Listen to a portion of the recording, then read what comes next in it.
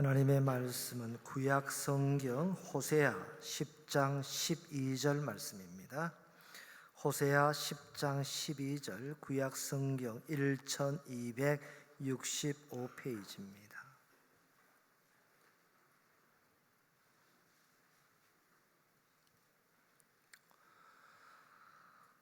우리 한 목소리로 같이 합독을 하시겠는데, 찾으셨으면 아멘 하시기 바랍니다.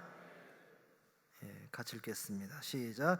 너희가 자기를 위하여 공의를 심고 인애들 거두라. 너희 묵은 땅을 기경하라. 지금이 곧 여호와를 찾을 때니 마침내 여호와께서 오사 공의를 비처럼 너희에게 내리시리라. 아멘.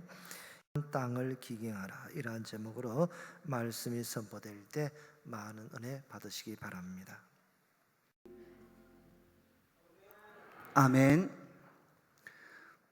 호세아서는 기원전 8세기 북이스라엘 백성에게 회개를 촉구하던 예언의 말씀입니다. 당시 북이스라엘은 여로보암 2세가 왕위에 올라 견고히 나라를 지키고 있었습니다. 이스라엘은 정치적으로 군사적으로 매우 부강하여 빼앗겼던 솔로몬 시대의 영토를 다시 회복할 정도였습니다. 군사적으로 강건하니 외부의 침략이 줄어들고 소모적인 국지전도 사라졌습니다.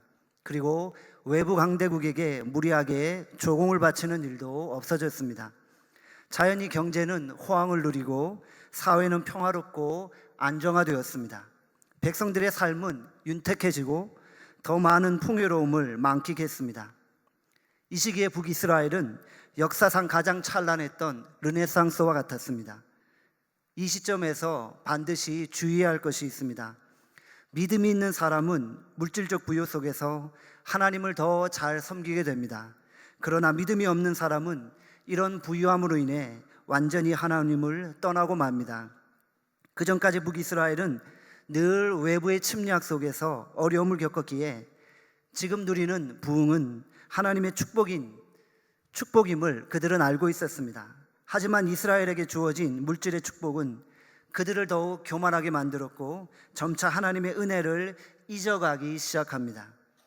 물질 만능주의와 만모니즘에 빠져서 오직 부를 축적하는 일에만 혈안이 되었습니다. 사회 속에 부정부패가 만연하고 불법을 자행하고 있습니다. 지도자들은 사치와 유흥, 쾌락과 향락에 빠져 있었습니다. 우연히 찾아온 그들의 부흥 앞에서 완전히 통제력을 상실한 채 바알과 송아지 우상을 섬기는 종교적 배교에 이르고 맙니다. 선지자를 통해 하나님의 심판과 회개를 촉구했지만 그들은 결코 귀담아 듣지 않습니다. 하나님께 회개하기는커녕 인간의 힘으로 하나님의 심판을 면해보려는 얕은 궤를 쓰고 있습니다. 그러다가 결국 BC 722년경 아수르의 침략을 받아 북이스라엘은 멸망하게 됩니다. 나라가 망하고 나니 지식인들, 젊은이들, 여자들은 포로로 끌려갑니다. 성전이 파괴되고 도시 전체가 폐허로 변합니다. 어느 것 하나 남은 것 없이 완전히 쑥대밭이 되고 말았습니다. 이것이 하나님의 경고를 무시했던 이스라엘의 비참한 최후였습니다. 이런 북이스라엘의 불행한 상황들을 돌아보며 다시 한번 하나님의 말씀을 기억해야만 합니다. 그래서 이 시간 본문 말씀을 통해 우리가 하나님 앞에 어떠한 모습으로 서 있어야 하는지 세 대지로 나누어 말씀을 전하겠습니다. 첫째, 공의를 심고 인애를 거두어야 합니다.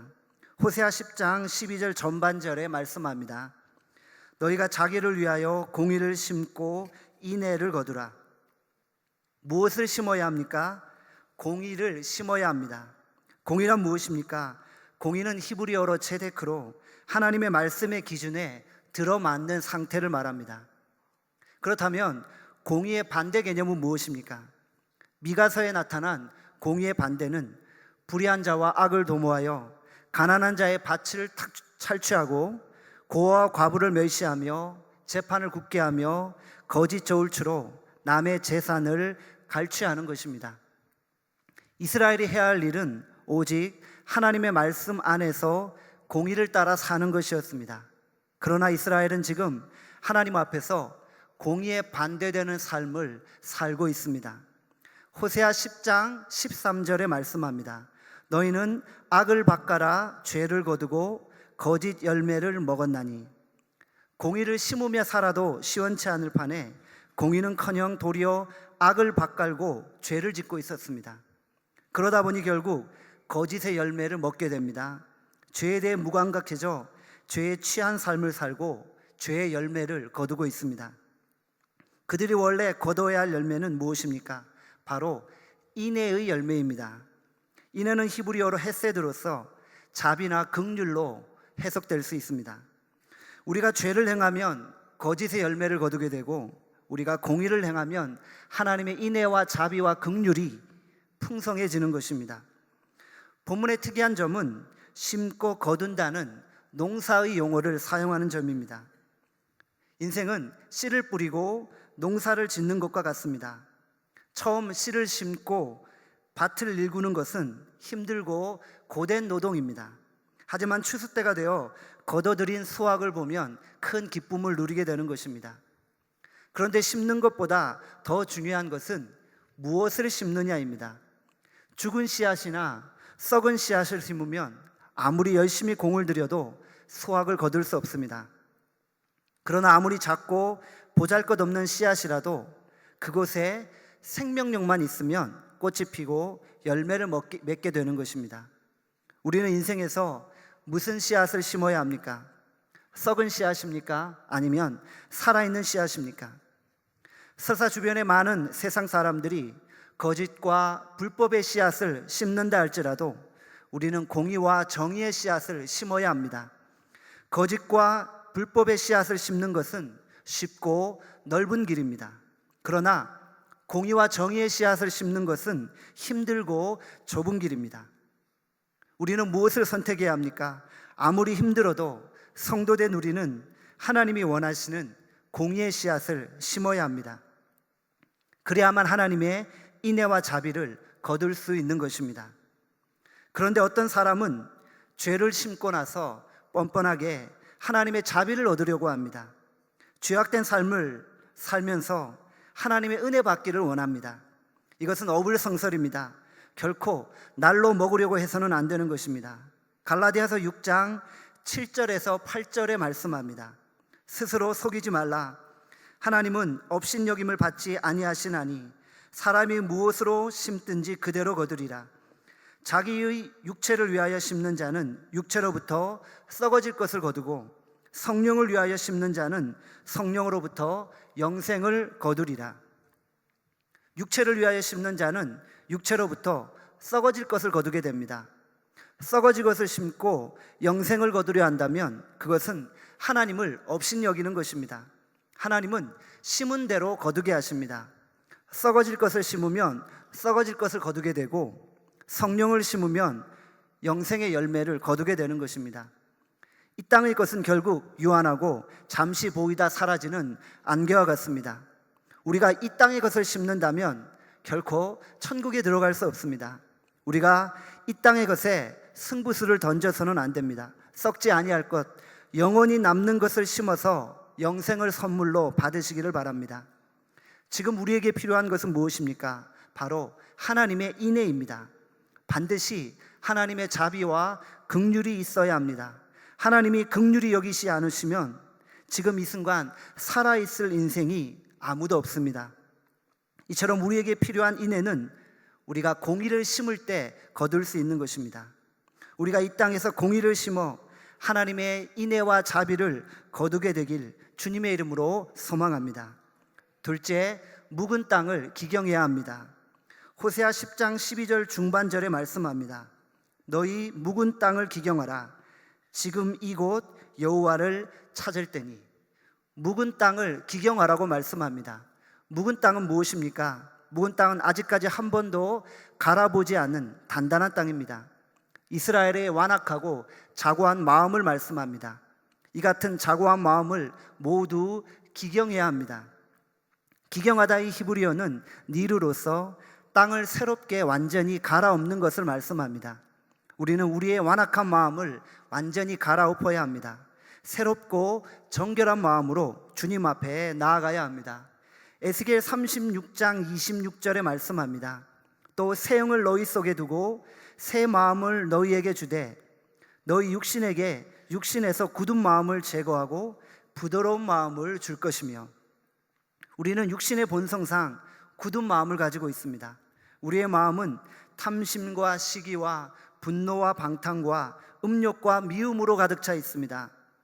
그러나 이러한 우리의 마음을 모두 제거하고 새로운 마음, 부드러운 마음을 가져야 합니다. 예수님이 마태복음 13장에 씨 뿌리는 자의 비유를 말씀하십니다. 마태복음 13장에 보면 똑같은 씨앗인데 어느 밭에 뿌려지냐에 따라 열매를 맺기도 하고 맺지 않기도 합니다. 마태복음 13장에서의 강조점은 씨앗이 아니라 밭의 상태입니다. 길가에 떨어진 씨, 돌밭에 떨어진 씨, 가시떨기에 떨어진 씨는 열매를 맺지 못합니다. 오직 좋은 밭에 뿌려진 씨만이 100배, 60배, 30배의 열매를 맺은 것입니다. 우리도 풍성한 열매를 맺기 위해 어떻게 해야만 합니까? 좋은 밭을 가져야 합니다. 그러기 위해서 우리의 묵은 밭을, 우리의 묵은 땅을 기경해야만 합니다. 굳은 마음밭을 일구어 풍성한 열매를 맺어야 합니다. 물론 평생 동안 단단히 굳어진 마음을 기경하는 것은 극한의 고통이 따릅니다. 때로는 수치스럽고 괴로울 때도 있습니다. 하지만 힘들어도 반드시 해야만 합니다. 그래야만 열매를 맺을 수 있습니다. 우리가 하나님의 심판대 앞에 설 때 보여드릴 것이 무엇입니까? 오직 성령의 열매입니다. 나의 굳은 마음을 깨뜨리고 하나님 앞에 철저히 회개하여 성령의 열매를 맺어야만 합니다. 호세아 10장 12절에 말씀합니다. 지금이 곧 여호와를 찾을 때니. 선지자는 아직도 늦지 않았다고 말씀합니다. 지금이 곧 여호와를 찾을 때라고 말씀합니다. 앞으로 해야지 하며 미뤄야 할 것이 아니라 지금 하나님을 찾고 묵은 땅을 기경해야만 합니다. 이것은 이스라엘을 향한 하나님의 최후 통첩입니다. 그래도 찾지 않으면 심판과 멸망을 당하게 됩니다. 비록 하나님의 심판이 준비되어져 있지만 묵은 땅을 기경하는 순간 하나님이 그들에게 긍휼과 자비와 은혜를 베풀어 주시는 것입니다. 이미 늦었다고 생각할 그때가 바로 하나님을 찾을 절호의 타이밍입니다. 그 누구도 그들의 앞날을 대신 선택해 줄 수 없습니다.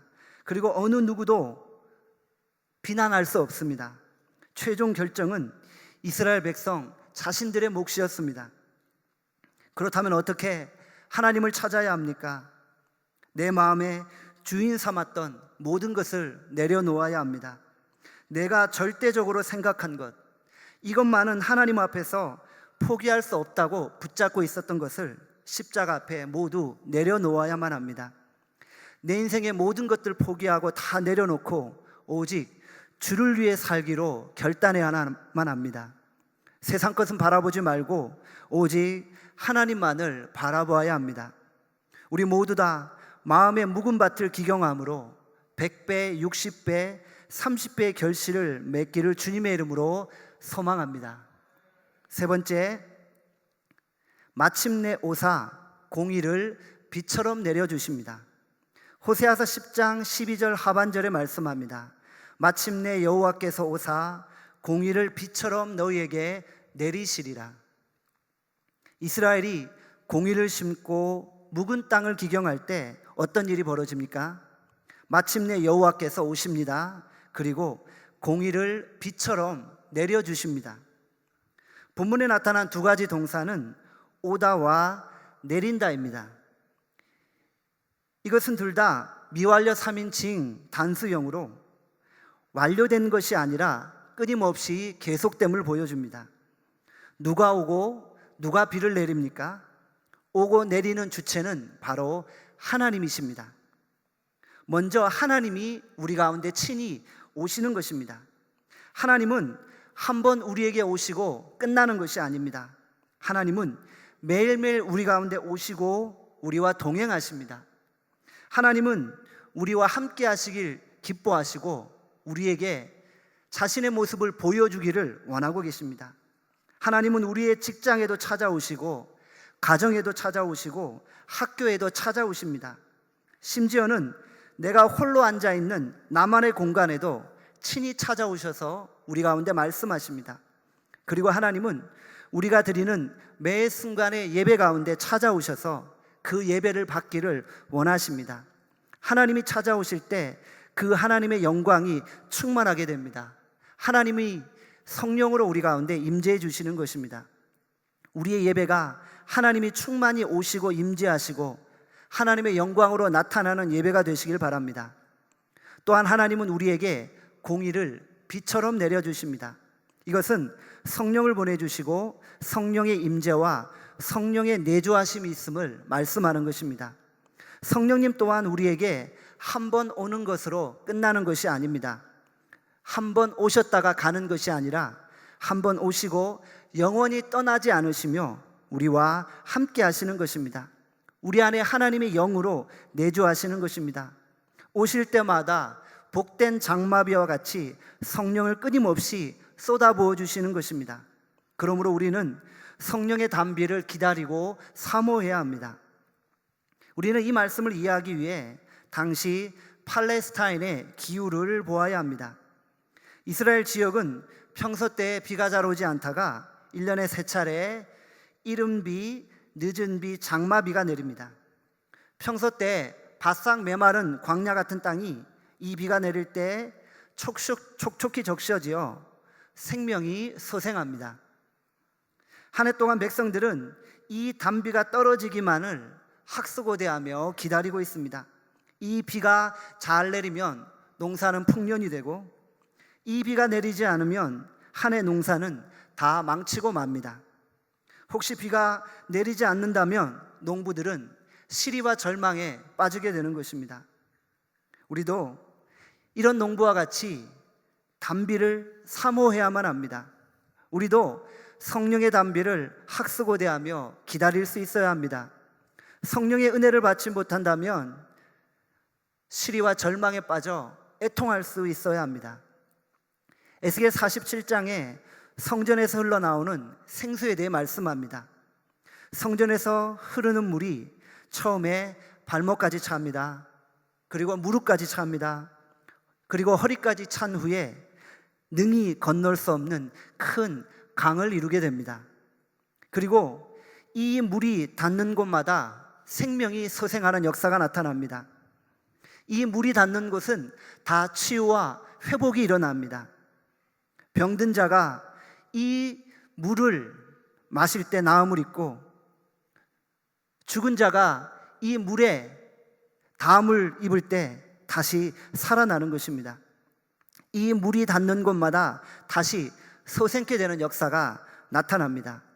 이런 생수가 단비와 같이 우리에게 흘러 넘치기를 바랍니다. 그렇다면 성령의 단비를 막고 있는 것은 무엇입니까? 바로 우리의 고집센 본성입니다. 호세아 10장에 보면 이스라엘의 교만과 아집을 가리켜 베나웨의 송아지에 비유하고 있습니다. 그들은 자신을 위해 헛된 송아지를 만들고 그 송아지 우상 앞에 절하고 있습니다. 그러나 이스라엘은 그 송아지를 깨뜨려야만 했습니다. 내 안에 내가 주인 삼았던 송아지가 있습니까? 그 송아지를 깨뜨려야 합니다. 그래야만 성령의 단비가 강소와 같이 우리 가운데 임하게 됩니다. 신명기 28장 12절에 말씀합니다. 여호와께서 너희를 위하여 하늘의 아름다운 보고를 여시사 내 땅에 때를 따라 비를 내리시고 내 손으로 하는 모든 일에 복을 주시리니 내가 많은 민족에게 꾸어줄지라도 너는 꾸지 아니할 것이며, 또한 이사야서 44장 3절에 말씀합니다. 나는 목마른 자에게 물을 주며 마른 땅에 시내가 흐르게 하며 나의 영을 내 자손에게 나의 복을 내 후손에게 부어주리니. 하나님이 하늘의 아름다운 보고를 여시고 우리에게 때를 따라 비를 주셔야만 우리가 복을 받게 되고 우리의 후손도 복을 받게 됩니다. 우리가 복을 받느냐 못 받느냐, 우리의 자손이 잘 되느냐 못 되느냐는 성령의 단비에 달려 있습니다. 우리 모두 하나님의 함께 하심을 경험하고 성령의 단비를 충만히 받게 되기를 주님의 이름으로 소망합니다. 말씀을 맺겠습니다. 북이스라엘은 하나님의 축복으로 부강한 나라가 되었습니다. 그러나 이 부강함이 도리어 그들을 교만하게 만들었습니다. 우리는 어떠한 모습으로 하나님 앞에 서야 합니까? 첫째, 공의를 심어야 합니다. 그래야만 인애를 거둘 수 있습니다. 둘째, 묵은 땅을 기경해야만 합니다. 지금이 곧 하나님을 찾을 때입니다. 세 번째, 우리가 공의를 심고 묵은 땅을 기경할 때 하나님이 성령의 은혜를 담비와 같이 내려주십니다. 결실의 계절 가을, 우리 모두 하나님의 큰 축복을 받고 100배, 60배, 30배의 결실을 거두게 되기를 주님의 이름으로 간절히 소망합니다. 기도하겠습니다. 하나님 아버지, 오늘 말씀을 통해 우리의 묵은 땅을 기경하고 주님을 사모하며 성령의 담비를 기다리게 하심을 참으로 감사합니다. 하나님 아버지, 우리의 마음속에 있는 모든 교만과 고집들, 하나님을 거역하는 모든 마음들을 이 시간 온전히 주 앞에 내려놓게 하시고 오직 하나님 앞에 순종하며 하나님의 뜻을 따라가게 하여 주시옵소서. 우리가 이 땅을 살며 공의를 심게 하시고 우리가 이 땅에서 하나님의 말씀에 순종함으로 하나님의 인애와 자비와 긍휼을 받게 하여 주시옵소서. 감사드리며 예수님의 이름으로 기도합나이다. 아멘.